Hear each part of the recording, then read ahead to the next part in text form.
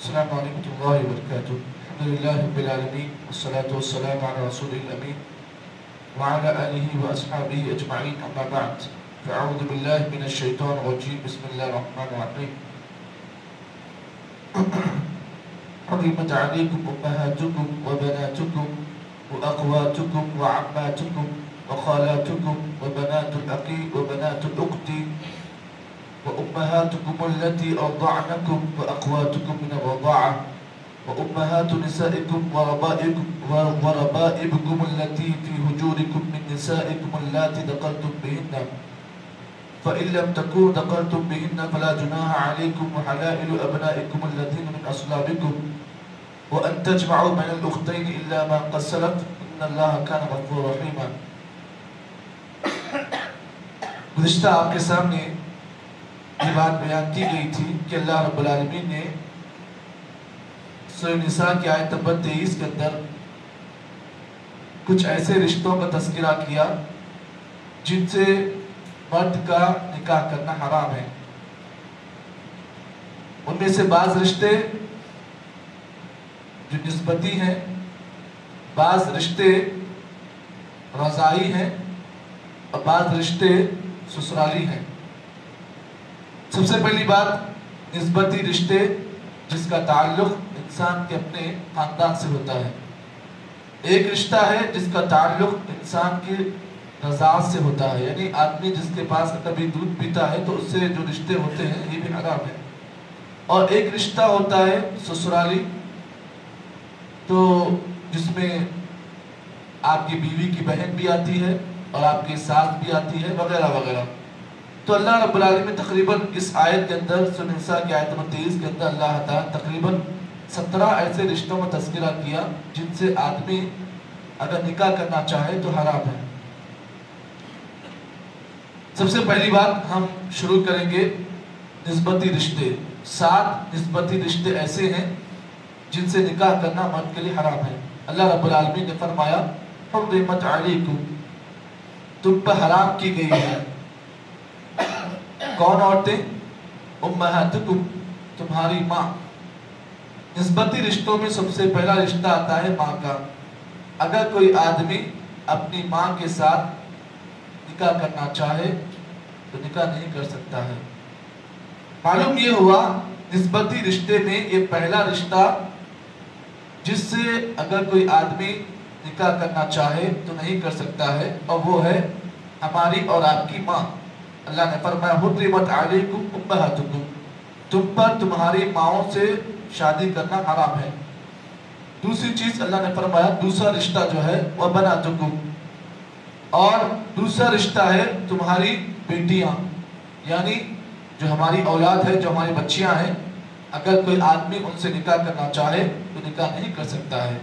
تیسری چیز اللہ نے فرمایا وہ اخواتکم، تیسرے نمبر پر تمہاری بہنیں ہیں، سگی بہنیں جس سے تمہارا رشتہ ہے، ان سے بھی نکاح اگر تم کرنا چاہو تو نکاح نہیں کر سکتے. تو معلوم یہ ہوا ماں کے ساتھ نکاح کرنا حرام ہے، بیٹیوں کے ساتھ نکاح کرنا حرام ہے، اور تیسری چیز بہنوں کے ساتھ نکاح کرنا حرام ہے. چوتھی چیز اللہ نے فرمایا وَعَمَّاتُكُمْ، عماتکم کہتے ہیں تمہاری پھوپھیاں، تمہاری پھوپھی وغیرہ ہیں، ان سے بھی نکاح کرنا حرام ہے. پانچویں اللہ نے فرمایا وَخَالَتُكُمْ، تمہاری خالہ. الخالۃ بمنزلۃ الام، اللہ کے نبی نے فرمایا خالہ کا مقام ماں کے برابر ہوتا ہے، تو خالہ سے رشتہ کرنا، نکاح کرنا حرام ہے. تو معلوم یہ ہوا ماں اور بیٹیاں، بہنیں، پھوپھیاں اور خالائیں.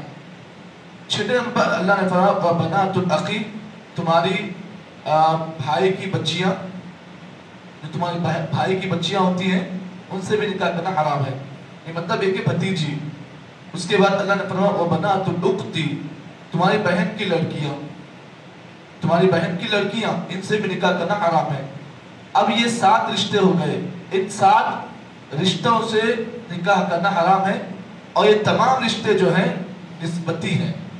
آگے اللہ نے فرمایا وَأُمَّهَاتُكُمُ الَّتِي أَرْضَعْنَكُمْ. اب یہاں سے ترتیب آ رہی ہے ان رشتوں کی جو رضاعی ہوتے ہیں، یعنی آپ کسی کے پاس دودھ پی لیتے ہیں، کسی عورت کا آپ دودھ پیتے ہیں، اب یہاں سے جو رشتے ہوتے ہیں آپ ان سے بھی نکاح نہیں کر سکتے ہیں۔ ان میں نمبر 1 جو ہے، اللہ نے فرمایا وَأُمَّهَاتُكُمُ اللَّاتِي أَرْضَعْنَكُمْ، تمہاری وہ مائیں جس سے تم نے دودھ پیا، یعنی سگی ماؤں کے بجائے کوئی اور مائیں جس سے تم نے دودھ پیا، اب ایسی بھی عورت سے تم نکاح کرنا چاہو تو نہیں کر سکتے ہو۔ اس کے بعد اللہ نے فرمایا وَأَخَوَاتُكُم مِّنَ الرَّضَاعَةِ، وہ بہنیں جو تمہاری رضاعت میں آتی ہیں، یعنی مثال طور پر تم نے کسی عورت سے دودھ پیا، اب اس کے پاس کوئی بیٹی ہے تو تم اس سے رشتہ نہیں کر سکتے، نکاح نہیں کر سکتے ہو، وہ تمہاری رضاعی بہن بن گئی۔ اسی لیے اللہ کے نبی کے بارے میں آتا ہے کہ آپ اپنی رضاعی بہنوں کی بھی بڑی آپ عزت کرتے تھے، یعنی ان کو آپ اپنی سگی بہنوں کا مرتبہ دیتے۔ اگر آپ کی کوئی رضاعی بہن ہے تو پھر آپ کو یہ بات اسلام نے بتایا کہ آپ ان کے ساتھ وہی تعلق رکھیں جو آپ اپنی سگی بہن کے ساتھ رکھتے ہیں، اور یہ نبی کی سنت بھی ہے۔ وہ اخواتکم من الرضاعہ، تمہاری وہ بہنیں جو رضاعت سے آتی ہیں۔ اس کے بعد وَأُمَّهَاتُ نِسَائِكُمْ، اب یہاں پر نمبر آ رہا ہے ساس کا۔ اللہ نے فرمایا وَأُمَّهَاتُ نِسَائِكُمْ، تمہاری وہ مائیں جو تمہاری بیوی کی ماں ہے، یہ مطلب یہ ہے کہ تمہاری ساس سے بھی تم نکاح نہیں کر سکتے ہو۔ معلوم یہ ہوا کہ ساس کے ذریعے سے یا ساس سے کوئی آدمی اگر نکاح کرنا چاہے تو نہیں نکاح کر سکتا، یہ حرام ہے۔ اس کے بعد اللہ نے فرمایا وَرَبَائِكُمُ الَّتِي فِي حُجُورِكُم مِّن نِسَائِكُم، تمہاری وہ عورتیں جو کسی کے پاس جو ہے گود لے کر آئی ہیں، گود والی عورتیں ہیں جو کسی کے پاس گود لے کر تھی، تو پھر ایسی عورتوں سے بھی تم نکاح نہیں کر سکتے ہو۔ فَإِن لَمْ تَكُنْ دَخَلْتُمْ بِهِنَّ فَلَا جُنَاحَ عَلَيْكُمْ وَحَلَائِلُ أَبْنَائِكُمْ، اللہ تعالیٰ آگے فرماتے ہیں وَحَلَائِلُ أَبْنَائِكُمُ الَّذِينَ مِنْ أَصْلَابِكُمْ، تمہاری وہ اولاد جو تمہارے گود والی عورتوں میں سے، یعنی مطلب یہ ہے کہ ایسی کوئی عورتیں ہیں جو جس سے گود لیا گیا، اب ایسی عورتوں سے بھی کوئی آدمی اگر رشتہ کرنا چاہے تو نہیں کر سکتا ہے۔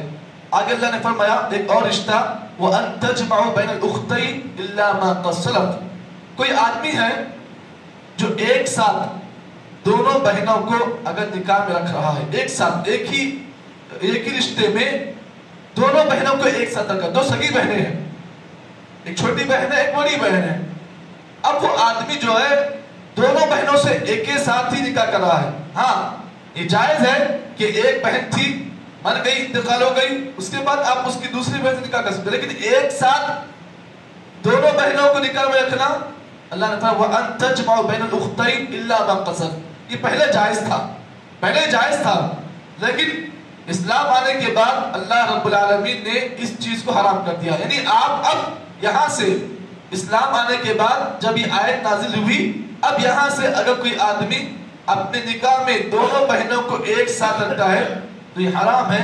اللہ نے فرمایا ان اللہ کان غفور رحیما، لوگوں بے شک اللہ تعالیٰ معاف کرنے والا ہے اور رحم کرنے والا۔ معلوم یہ ہوا اگر تم نے زندگی میں یہ کام کر لیا کہ دونوں بہنوں کے ساتھ تم نے ایک ساتھ نکاح کر لیا، اگر تم نے یہ کام کر لیا اس کے بعد تم کو معلوم ہوا کہ میں نے غلطی کی، تو اللہ تعالیٰ آیت کے آخر میں فرما رہے ہیں ان اللہ کان غفور رحیما، اللہ تعالیٰ معاف کرنے والا بھی ہے اور اللہ رحم کرنے والا بھی ہے۔ یہ پوری ترتیب آپ دیکھیں سورہ نساء کی اس آیت میں اللہ تعالیٰ نے ایک ہی آیت میں اللہ تعالیٰ نے تقریباً 17 رشتوں کو اللہ تعالیٰ نے بیان کیا، جن میں سے بعض نسبتی ہیں، بعض رضاعی ہیں اور بعض سسرالی ہیں۔ ان تمام رشتوں سے اگر کوئی آدمی نکاح کرنا چاہتا ہے تو اللہ رب العالمین نے اسے حرام کیا ہے۔ اب کوئی آدمی اگر اللہ تعالیٰ کی حرام کردہ چیزوں کو اگر حلال سمجھ کر اگر کر لیتا ہے، گویا کہ وہ اللہ تعالیٰ کے قانون میں وہ آدمی مداخلت کرنے کی برابر وہ گناہ کرتا ہے۔ تو معلوم یہ ہوا رب کا ایک قانون ہے، رب کی ایک حد ہے۔ اللہ تعالیٰ نے کہا دیکھو اللہ کی حدود کو پامال مت کرو، اللہ نے جو حد بیان کی ہے، جس چیز کو اللہ نے حلال کیا ہے تمہارے لیے وہ حلال ہے، اور جس چیز کو اللہ نے تمہارے لیے حرام کیا ہے اس میں تمہارے لیے کچھ بہتری ہے، اسی لیے اللہ تعالیٰ نے تمہارے لیے اسے حرام کیا ہے۔ تو آدمی کو چاہیے اللہ کی حلال کردہ چیزوں کو اپنے لیے حلال سمجھے اور اللہ کی حرام کردہ چیزوں کو اپنے لیے حرام سمجھنا ہی یہ میرے اور آپ کے ایمان کی سلامتی ہے۔ تو یہ تھا اس آیت کا مختصر خلاصہ جو آپ کے سامنے پیش کیا گیا ہے۔ اب یہاں پر اس آیت کے اختتام پر चौथे पारे का इख्तिताम हो चुका है। इंशाल्लाह कल से जो है 5वां पारा जो सूरह निसा पर मुश्तमिल है, इस पारे का नाम वल मुहसनात है। इंशाल्लाह अब यहाँ से आपके सामने जो है बाज़ और भी रिश्ते आ रहे हैं। इंशाल्लाह इस पारे की शुरुआत में कुछ रिश्तों का तज़किरा अल्लाह ने किया है। अल्लाह दुआ है कि अल्लाह मुझे और आपको जितनी बातें बयान की गई हैं अल्लाह ताला हम तमाम को सही माने में अमल तौफीक अता फरमाए। सुभान अल्लाह बिहम्दिही सुभानकल्लाहुम्मा बिहम्दिक नशहदु अल्ला इलाहा इल्ला अंत नस्तगफिरुका व नतूबु इलैक।